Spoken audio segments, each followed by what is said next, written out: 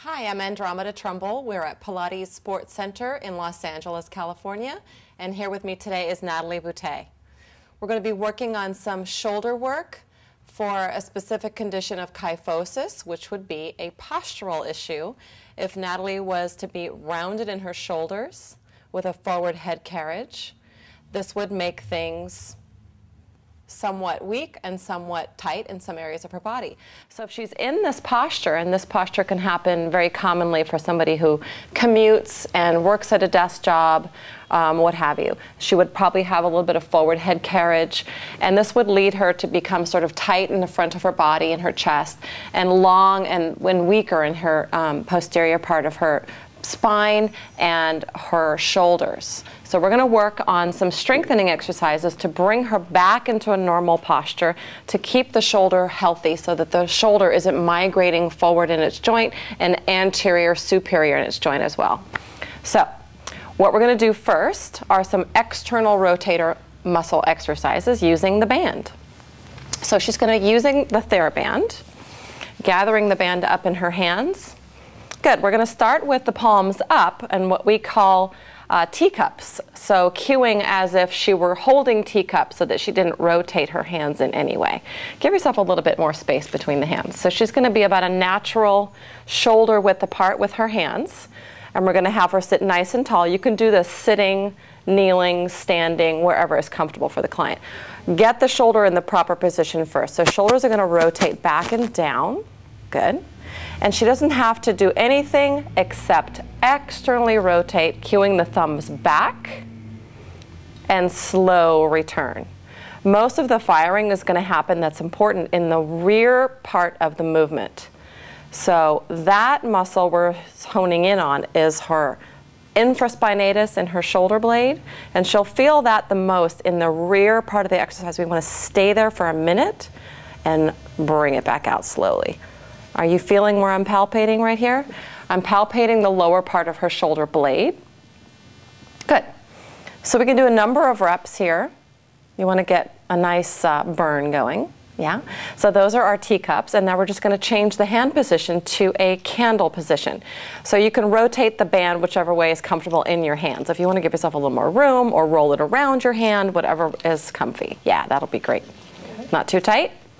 All right, same exercise, maintaining the thumbs facing up. She wants to rotate those thumbs out. We're going to keep them facing up. So yeah, give yourself as much slack as you need.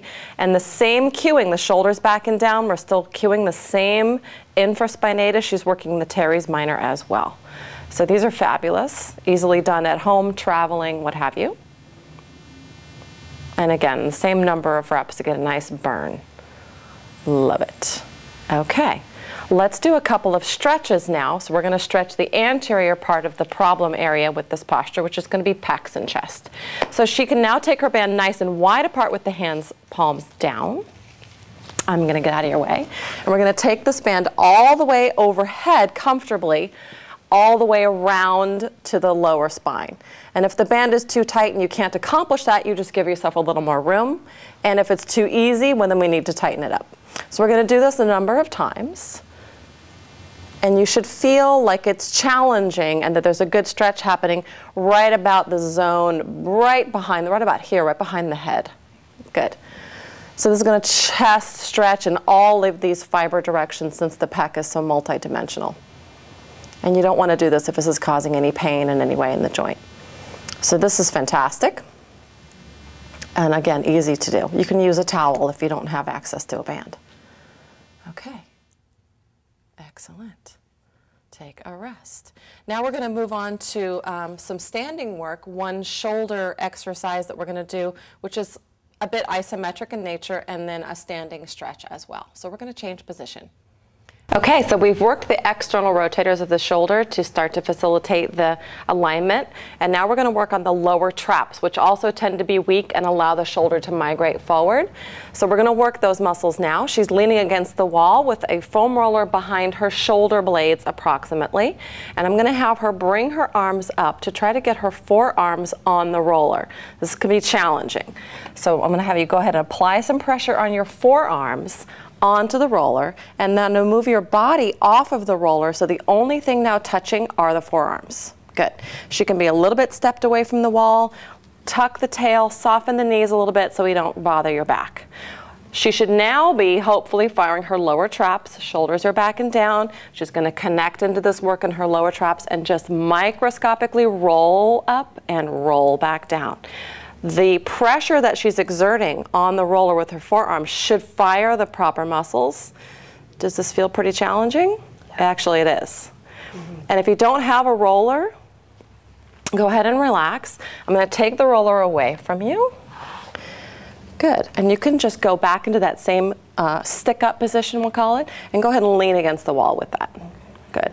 And just holding that position on the wall and pulling the shoulder blades back and down should pretty much fire in the same area. And if you just hold this for a few moments, you'll get the same active work. And relax. So then we're going to go into our very last stretch, which would be done ideally in a doorway.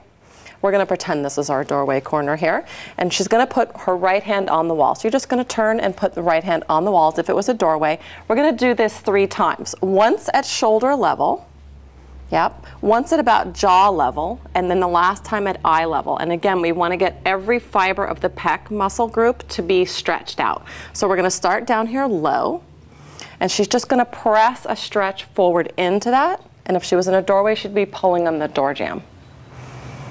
And hopefully we could get both done at the same time. And then coming back up, and then slightly higher to jaw level, same exercise or stretch.